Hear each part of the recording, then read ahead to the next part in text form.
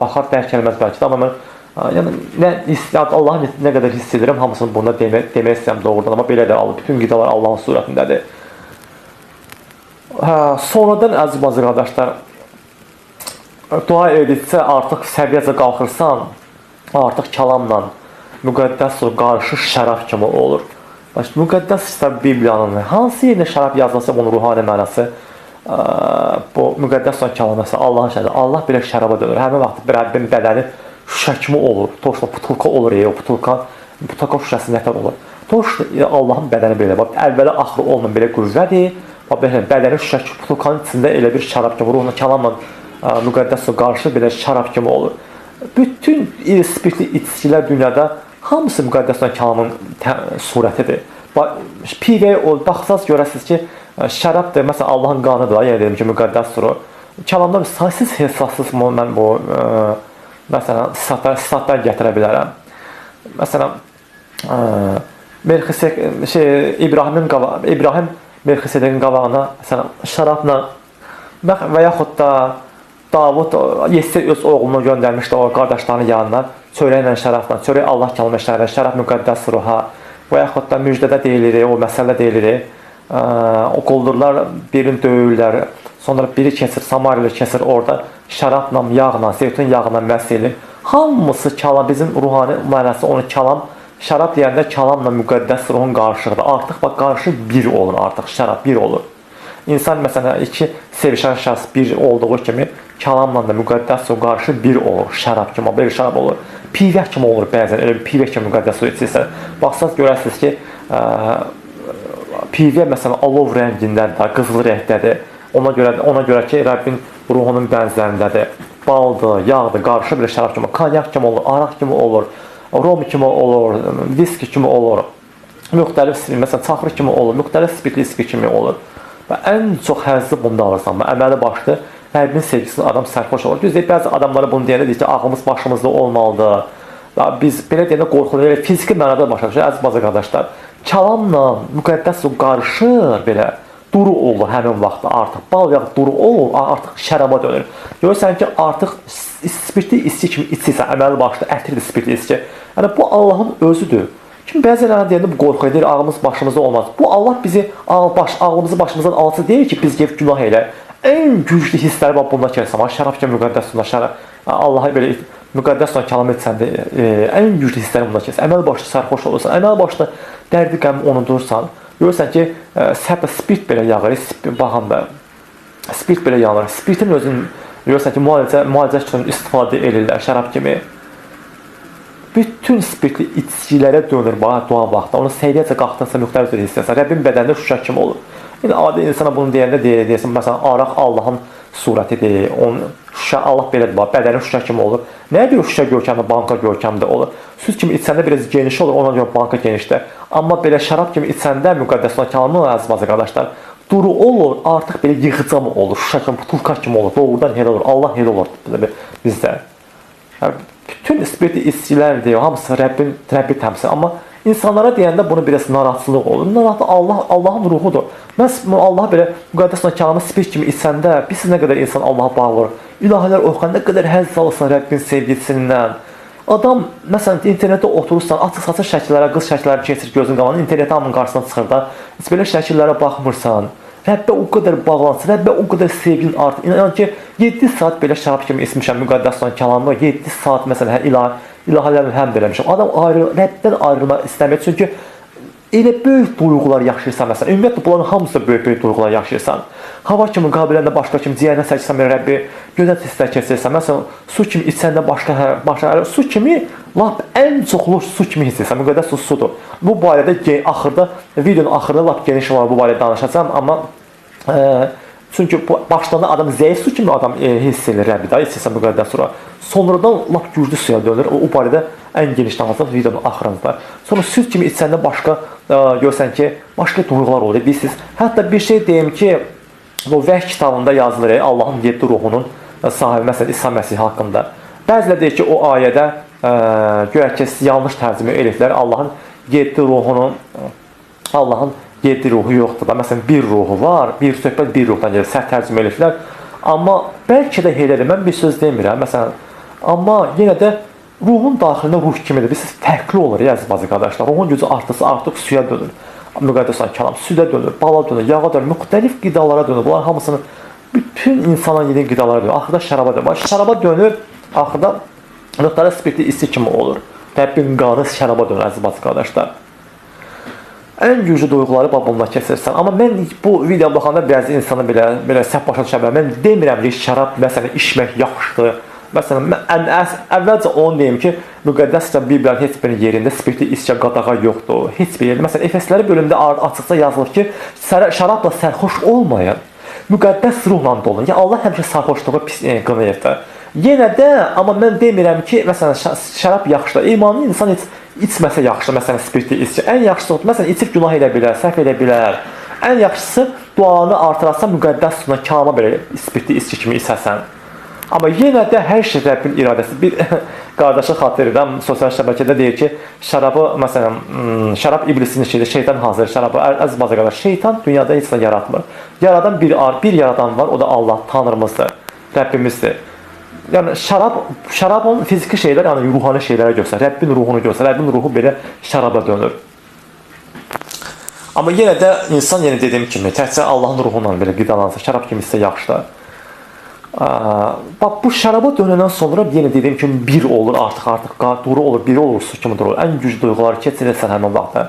Məsələn, adicə spirtli içki içən insan görürsən ki, biraz yerişi dəyişə bilər. Dua vaxtı adam yerişi dəyişə bilər. Keyfli adam kimi belə gəzə bilər. Dua vaxtı təhsil otağındayım. Demirəm ki, mən kimləsə bunun narahatçılıq olsun. Belə toşda spirtli belə sərxoş olursan, Rəbbin sevgisindən, dərdi qəlmi unudursan, Rəbbə o qədər yaxınsın, o qədər ağlı sızlıysan, yaxınların üçün dairəsin, istəyirsən ki, hamı qurtulsun da, hamı xilaslansın, hamı Rəbbi belə hiss eləsin. O qədər böyük hiss çəkirsin. Yəni bu, mən tam sözlə ifadə eləmək olmur bunu. Bu müqəddəs su belə bəzən yananda hava kimi olur, su kimi olur duru olanda. Böyle içəridə çaxalanır, bir insan keyfli kimi olur, ayağı tutub, az da belə görsən ki, keyfli adam kimi, ağız da hətta görsən ki, ağız da bizi o spirtli içki içən adam görsən, bir ağzı danışığı dəyişir var, doğuşdan həmin dəyişdir, amma gözəl duyğular keçirir. Yəni, çoxlu misallar gətirmək olar ki, müqəddəs Bibliyada hamısı şərab deyəndə müqəddəs ruhundan kəlam nəzərdir. Allah belə şərab, Allahın qanı belə şərabədir, əziz qardaşlar. Bundan sonra hamısına bəhs edirəm. Məsələn, baxdığınız kimi, məsələn, atada şüşə yazmışam. Oğulla, yəni kəlamla müqəddəs şərab olur, belə Allahın belə, məsələn, belə sonradan artıq yanmağa başlayır. Bax, bundan sonra ən güclü, ruhun gücü çox güclü hiss edirsən. Yananda adicə bir şey deyim ki, məsələn, spirt kimi, spirtin özü də yanır. Belə alov yananda, əziz qardaşlar, belə müqəddəs olan kəlam qarışır da Allahın daxilində. Bütün dünyada nə yanırsa onun kimi yanır. Yəni hər şey müqəddəs, hər şey Allahın surətindədir. Qaz kimi yanır. Məsələn, elektrik cərəyanı kimi yanır. Benzin kimi yanır. Hər şeyə oxşayır. Adətən yuxarıdakı punktlar bir şeyə baxanda, məsələn, elektrik cərəyanı kimi yanır. Su, elektrik cərəyanı, məsələn, sudan istehsal edirlər də, emal edirlər də. Məsələn, sudan yaranır. Suda qaynağı odur, sudandır. Gərginlikdən belə tok olur da. Sonra, məsələn, yağın özü, yağ kimi içəndə bir benzin kimi olur, neft kimi olur. Hətta bir şey deyim ki, yağ kimi, benzin özü görsə, neftin özü görsünüz ki, alov rəngində. Çünki Allahın ruhunun bəzəbə benzin kimi yanır. Su kimi, su elektrik cərəyanı sudan götürür. Məsələn, hava da yuxarıda, qaz yalan hava da. Məsələn, yağ benzinə oxşuyur, benzin kimi olur. Yananda belə müxtəlif qaz kimi, elektrik cərəyanı kimi yanır, belə benzin kimi, ocaq kimi yanır.